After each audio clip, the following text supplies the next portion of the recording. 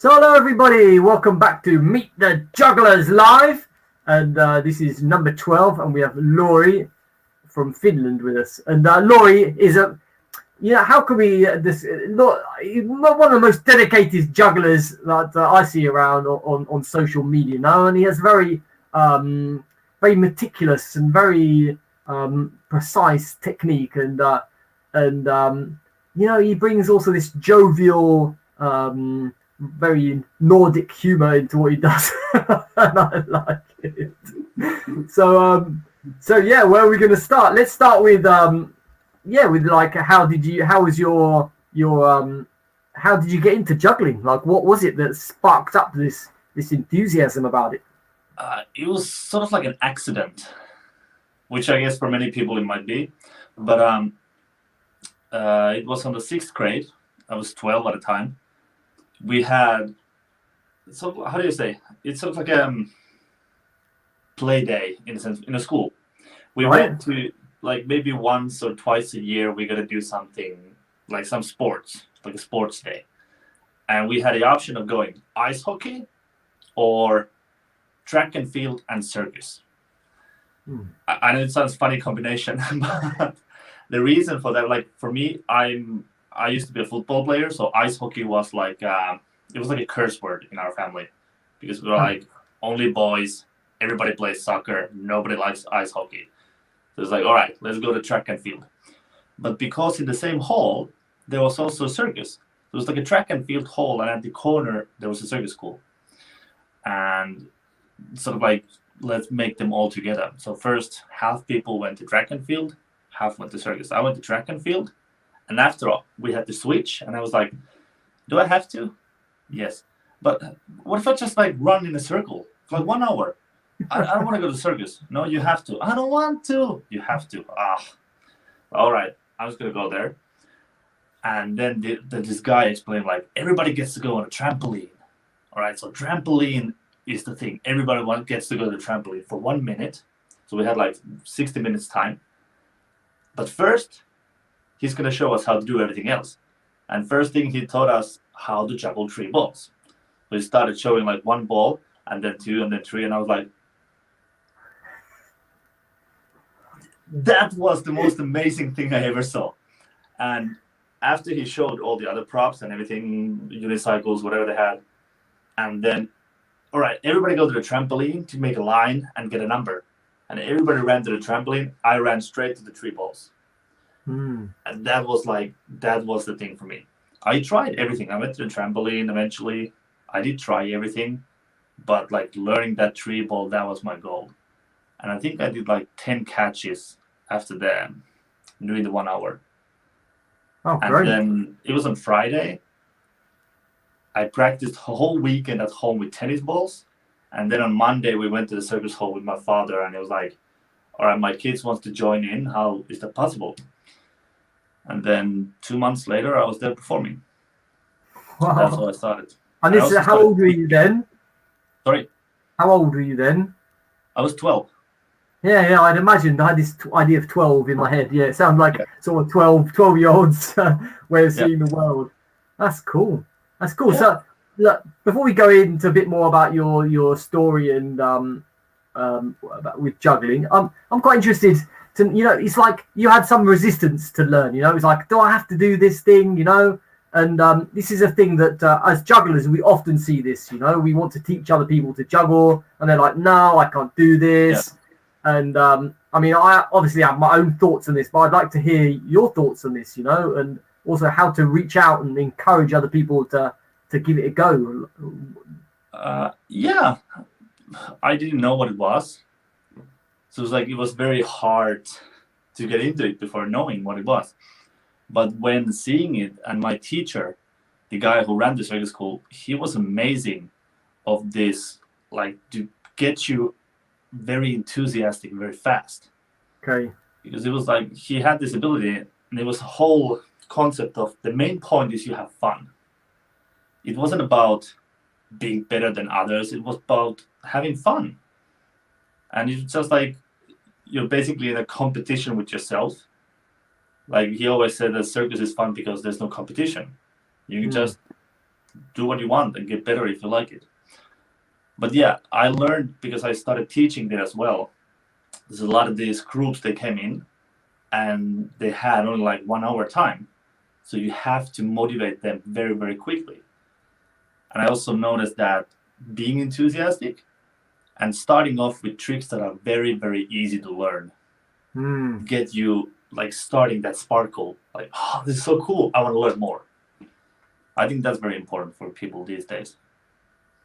Yes. There's this success builds success. So when we start to get a taste of it, like yeah. So so let's talk a little bit about training now. So like how is your training? Like does your training already start even before you get into the gym? Do you know exactly what you're going to do when you get there, or do you like sort of check out things and then see what you feel like, or what's your approach to training like now, and how has it evolved? Well, it has been changing. I've been doing this for 23 years now, and I've tried so many different things, but things that always stayed there, I do know what I'm going to do. I don't have the whole training session structured before, but I have the beginning at least. So when I go to the gym, I don't like to waste time. I don't like you go there and you hang there for 20, 30 minutes and you still haven't done anything. Like when I go there, I know what I'm going to do, like the first 20, 30 minutes.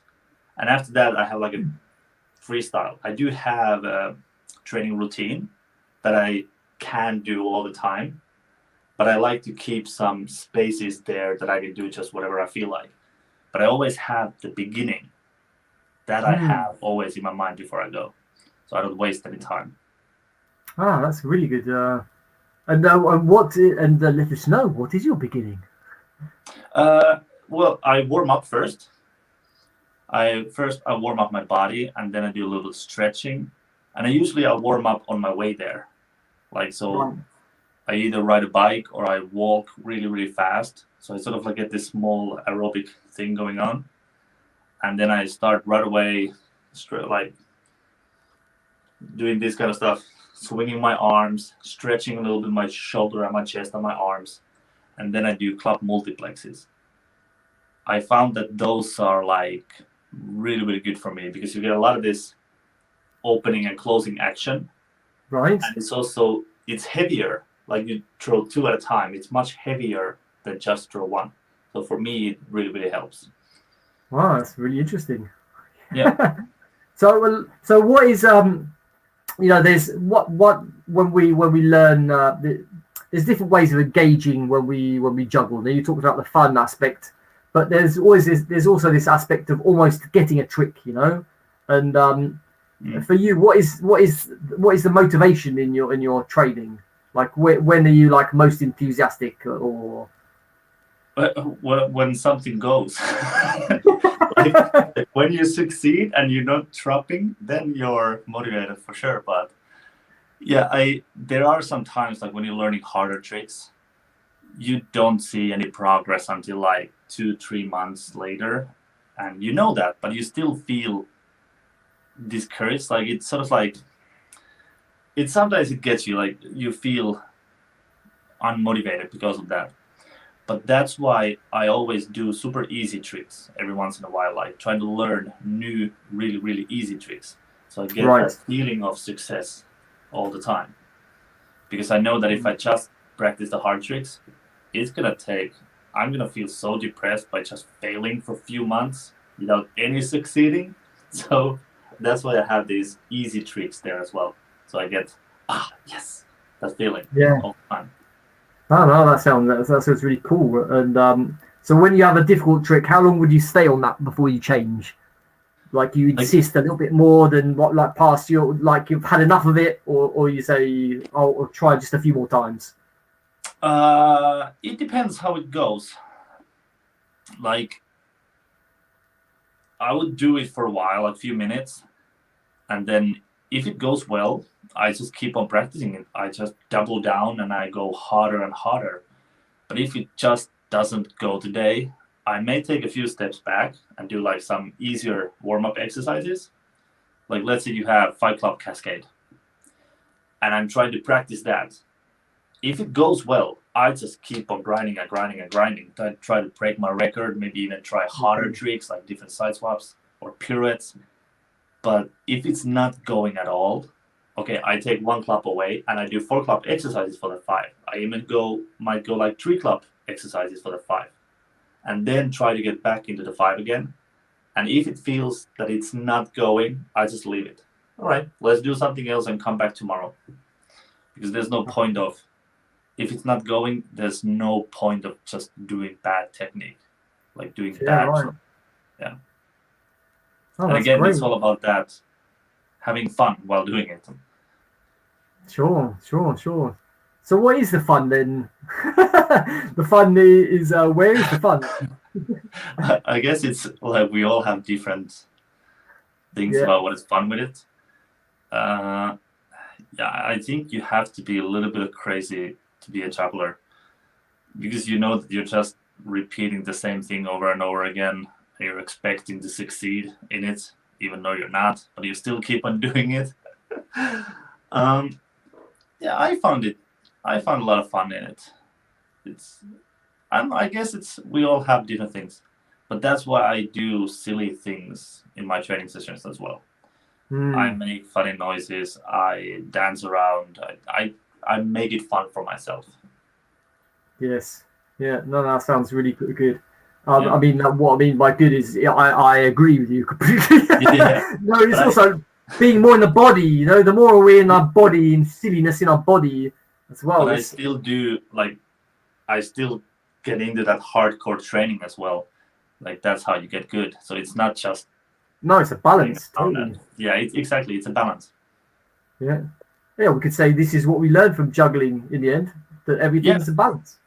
And like I said, if I have a good day, it's nothing but hardcore technique. Boom, boom, boom, boom, boom. Until I feel like, all right. And I want to stop before I get tired. I want to stop when I still have energy, because I know that I will also have energy left for tomorrow as well. So it's always about that. Not pushing until you cannot lift your arms again, and then you're gonna take like 2 days to recover from that. I like to keep it shorter but more efficient, more just better technique but less amount. So like an hour and a half, an hour, 2 hours. Yeah, I usually it's 2 hours max that I spend at the gym, and it's including warm up, juggling, filming, and some sort of strength and conditioning training after. Okay. Yeah, 2 hours is my normal time. Cool. So, we're very interested to know now. Not actually, I've wanted to ask this to other jugglers, and I've never really got around to it. So, what do you do with the rest of your day? It depends. Like now during COVID, not much. But usually I want to go in. I want to train fast, and then I want to go out and live my life. I don't like to be hanging in the gym for like hours and just talking to people. I'd rather go, I do my thing, I leave, and then I talk to people.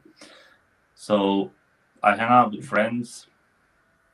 And I do try to get into some new hobbies. I'm reading, studying, doing my juggling mastery stuff. But now, because there's no performing, it's less of all that work, but sure. I don't know. Okay. What do people do in their free time?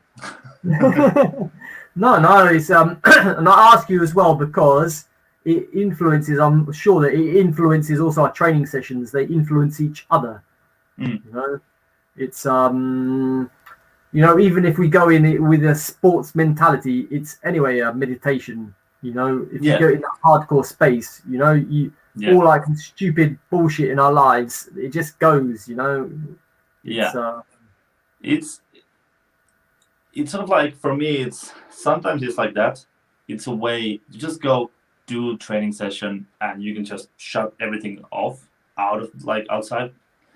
But sometimes it can be that you cannot focus on your juggling because there's too many things going on in your head. So then I usually just, all right, not today. leave the juggling stuff and go fix your head and then come back. But I like to keep it short, and I also go training in the mornings because first of all, that's how I get it done. It's already done, but it's also a current situation that I have, like my life. I have a kid and everything. I have time in the mornings, and also the gym is empty in the mornings. So it's like a lot of people ask me, why do I train in the mornings? Well, it's because of that. That is when I have the time for it. Yeah, no, I'm not training right now at this moment, like juggling wise, but I prefer training. I always prefer training in the mornings.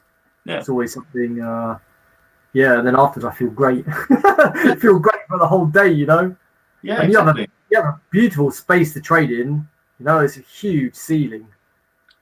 Oh yeah, the old one with the wide ceiling. Yeah. You don't train there all the time. No, that is the old hall in Turku where I used to live. I'm from there. Okay. But now there's also, I live in a different city, and there is a sports hall, like, I don't know, 1 kilometer, like 1 mile away.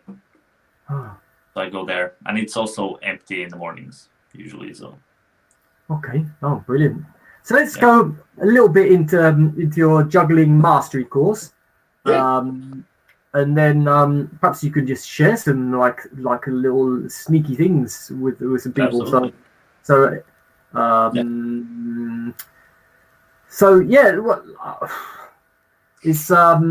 Tell us how this whole project started, the juggling mastery. I mean, obviously, probably started with you wanting to share what you've been working on, no? And how's it set up? I started making those YouTube tutorials like way back, and then at some point I thought, like, people are making these courses, why shouldn't I? And then I managed to get some place to film the course, like the original first course, and I just did it. I put like, all right, what is important, and I just started making the videos, and then finding out how to make a course online, and I didn't have like money to pay anyone to make it happen. Although if I would do it now, I would save up the money and pay for someone else to make it. I just make the content and they will build the website, because it was pain in the ass. Especially if like I never done that before. So like watching hours and hours of YouTube tutorials on how to do that. But yeah, I managed to do it. Yeah. That was like 5 years ago or something like this.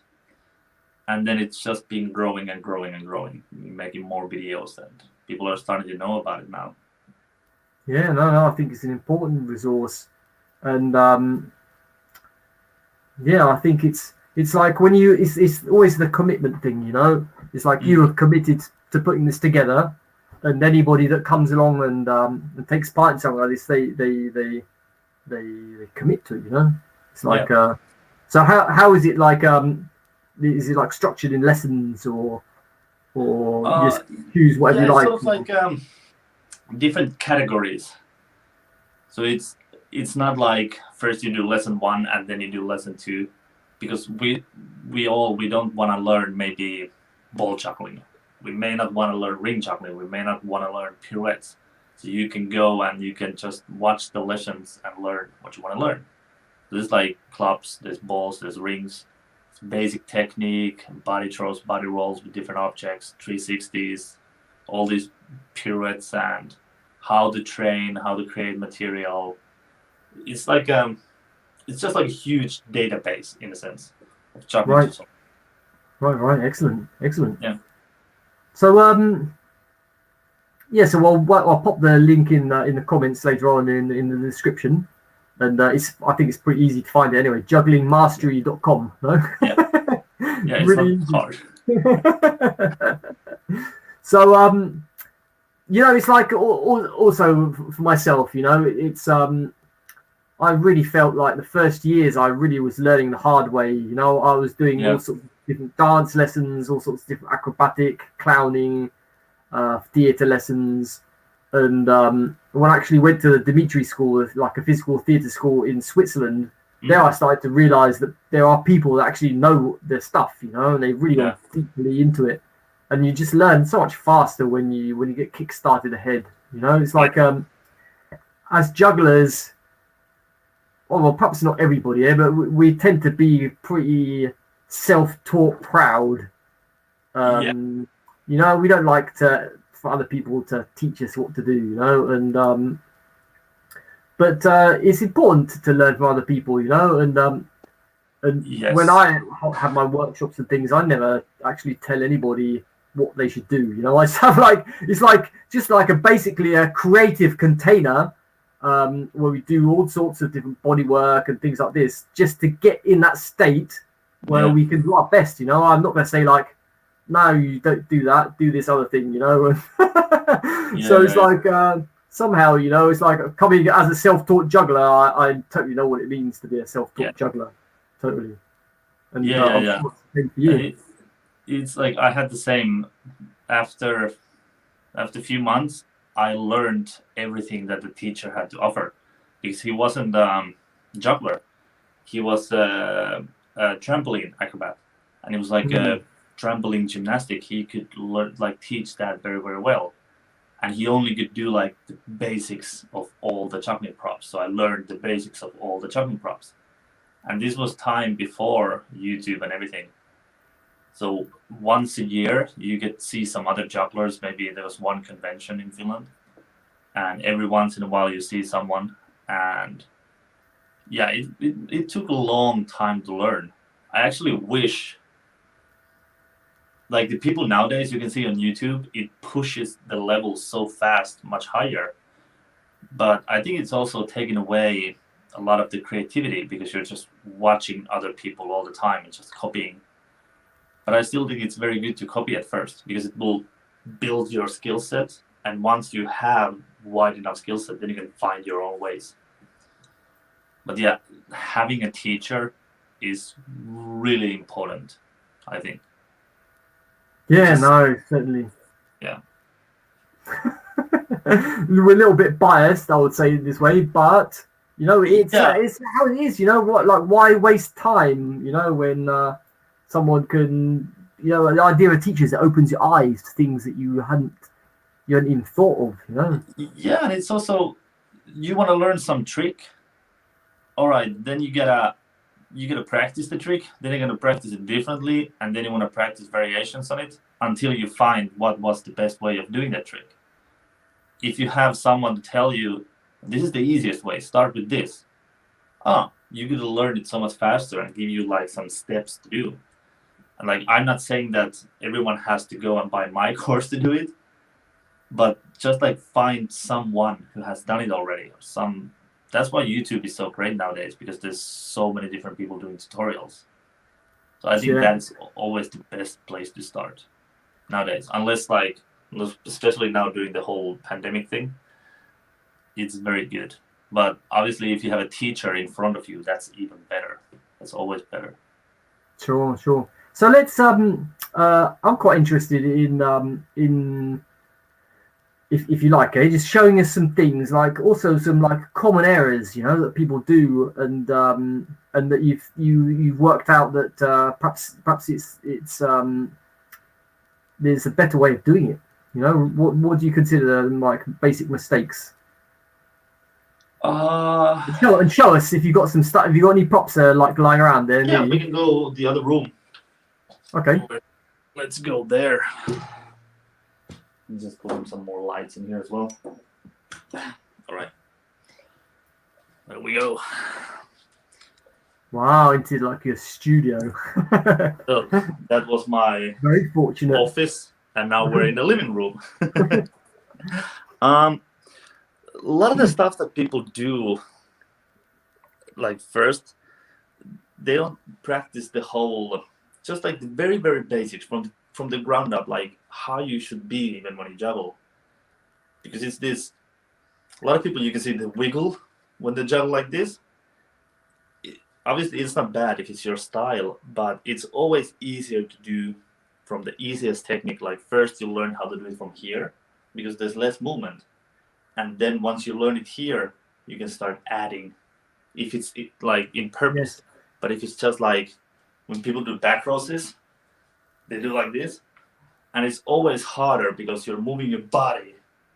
So to get the body exactly in the correct position all the time, to get the arm and the jumping instead of just one movement, which is the arm. So it's stuff like this that is good if there is someone to teach you, like from the very beginning, how to do it. What do you want to see? Whatever you like, Lauri. I mean, if there are some people watching this live chat, and I don't know, people will watch this also afterwards. But if there's anybody that has a request here, I don't know if Chris is still watching here, but I have some props here. Let's go with some clubs, and let's perhaps some balances to start with, and then whatever you like. Yeah, just like a basic balance or some balance tricks, or what do you mean? Go for a whole like a. Let's do like a very quick. It's like if you want to learn how to keep a balance and juggle, like there's few things like you can just do this very quickly. So this is like the first step. You learn how to balance, right? And you're looking at the highest point. And after that, you just want to make it a little bit higher and harder and harder for yourself. And first, you start with the longer stick. You don't want it to be too heavy. Like just the wooden stick is good. And if you want to add small weight on top, that's always a little bit better because it will break the center of gravity more towards the end. So if you have a little bit of weight in here, it just makes it fall a little bit nicer and it's a little bit easier for you. Okay, so learn this. Then you're going to learn one finger, right?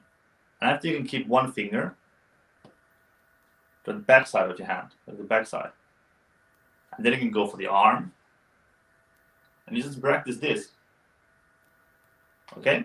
And it's just like making it a little bit harder and harder. You let your body figure out how actually like doing these small corrections is supposed to be. Then you can do it here if you want. And you can try, no, the knee is not so good, but on the feet, you can just keep it there. And eventually you go, well, shoulder is hard. You can do shoulder. And then you can go on your head. And that will be sort of like the last. The shoulder, what do you move for the shoulder? You move the shoulder. You move the shoulder.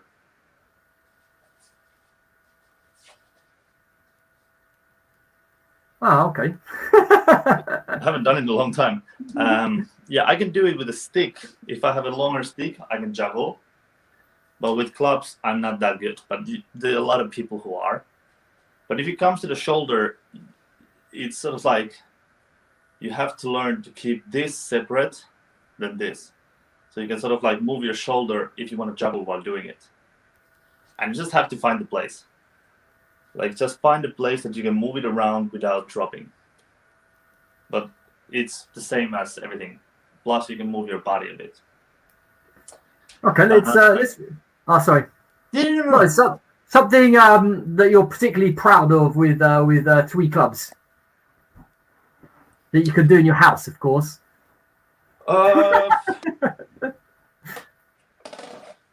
Proud of? I don't know. I don't think I'm proud of anything. okay. Let's use another word. Yeah, that's too charged. Like these are something that brings you fun. This is one of my favorite patterns, like tricks, because you can do it very fast. It's nice because you can do it very, very quickly, and it goes like in front of your face, and you can keep this, but you can change the contact of the eye. Like you can watch the camera. And you still have complete visual of the whole pattern. So I really like this part. There is a tutorial on this on YouTube.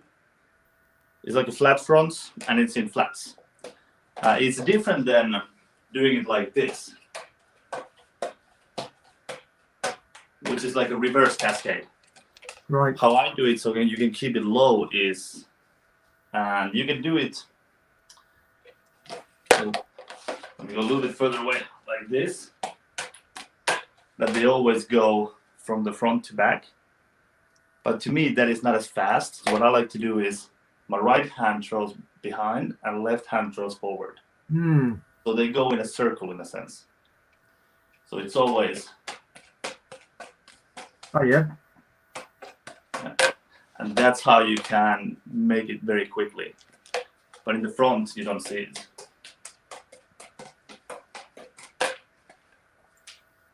It's like a bit like karate. I like that a lot. Yeah, cool. One thing about the balance, it is this is the biggest thing. Like, where should you balance?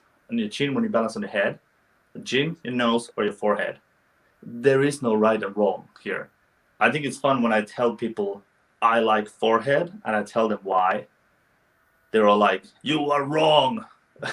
It's like, no, it's best for me. And I tell them it's best for me. It may not be best for you, but it's best for me. No, you are wrong. All right. But yeah, I like the forehead.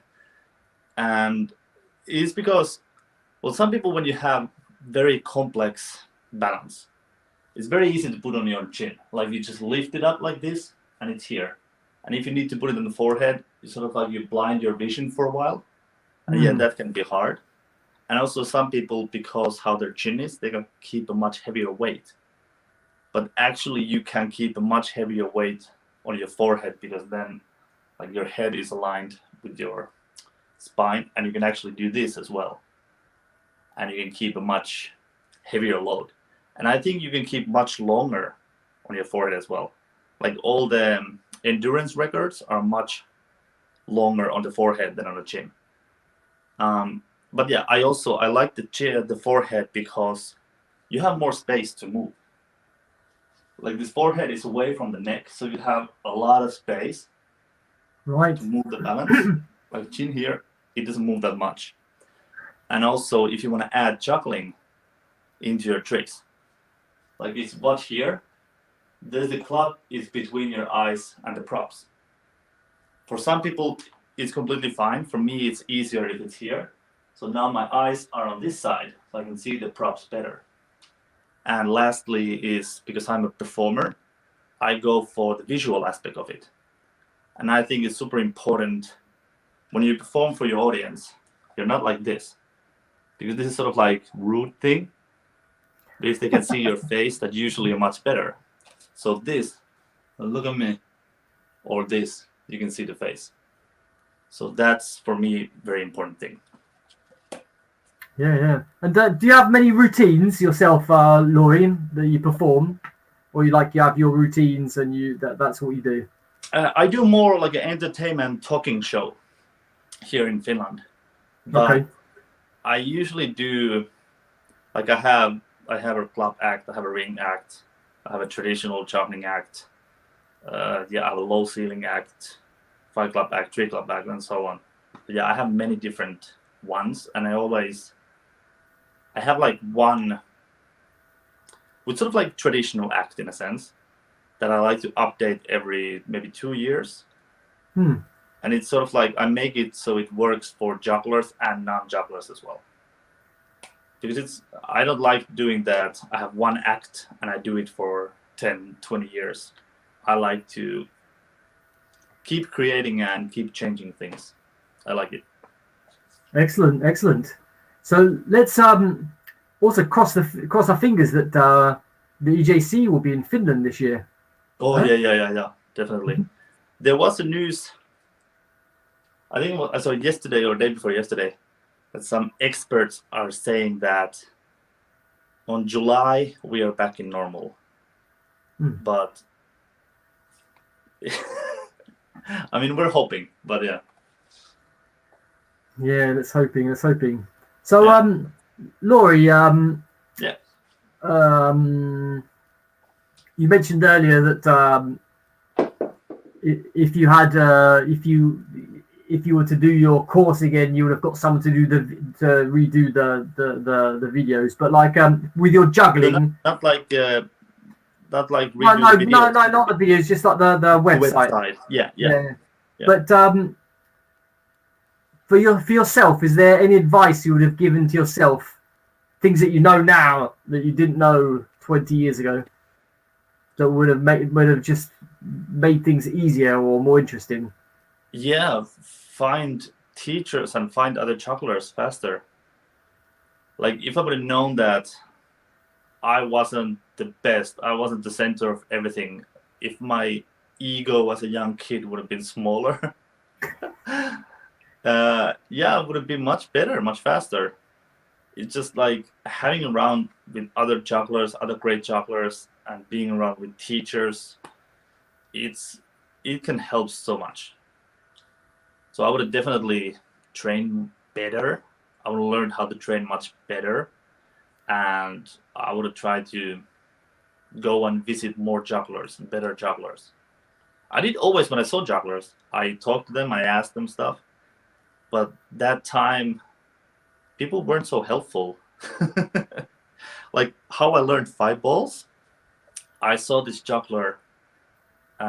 He did 5 balls. I was like, that is amazing. I've never seen that before. And I went to ask him like, hey, sorry, but how do you do that? And he was like,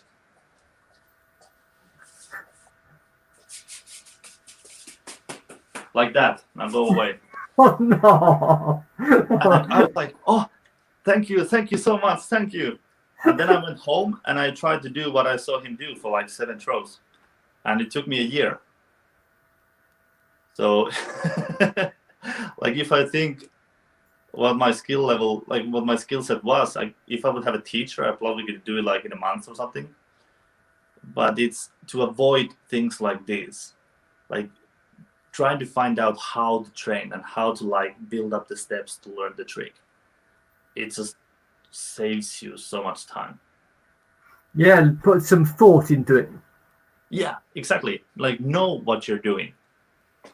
You don't necessarily have to do what other people are doing and what they're saying, but just know exactly why you're doing the way that you're doing.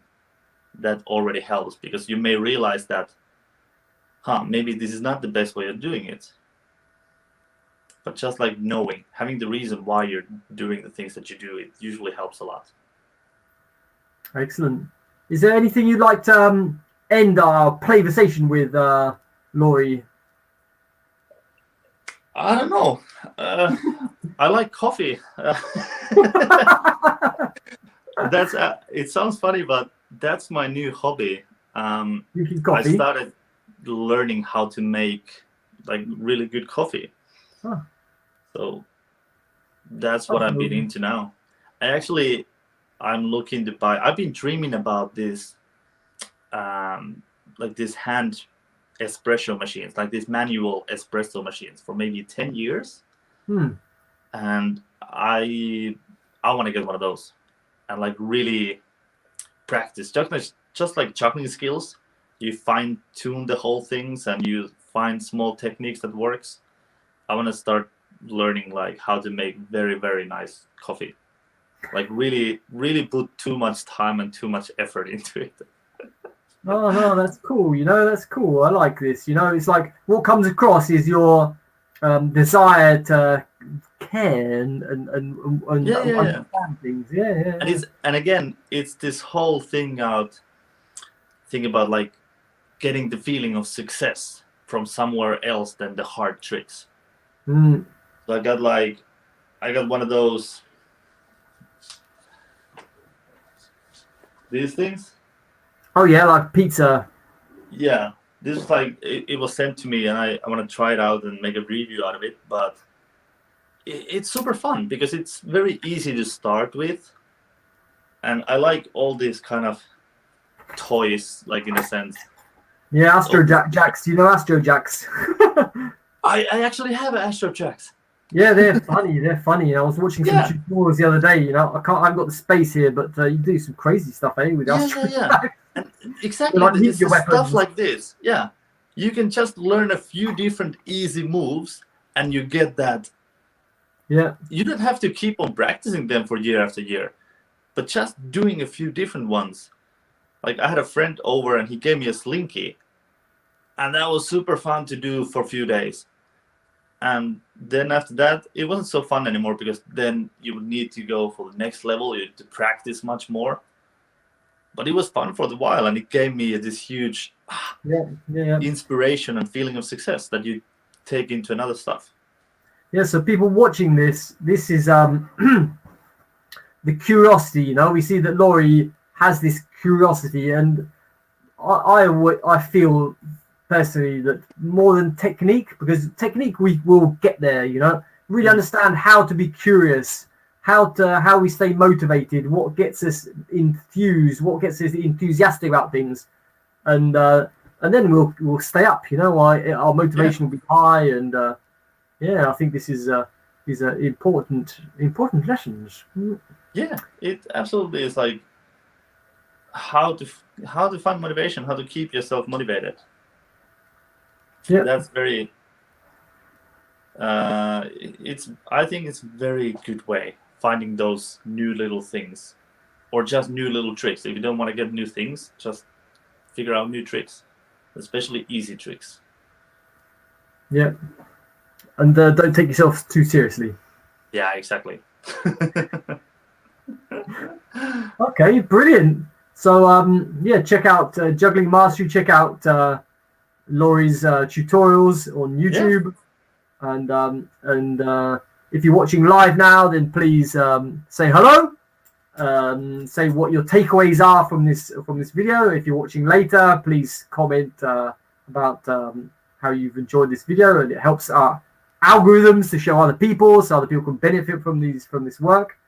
And we'll have another few episodes this month in February, and then in March I will offer some creative, expressive lessons, juggling lessons online on Zoom.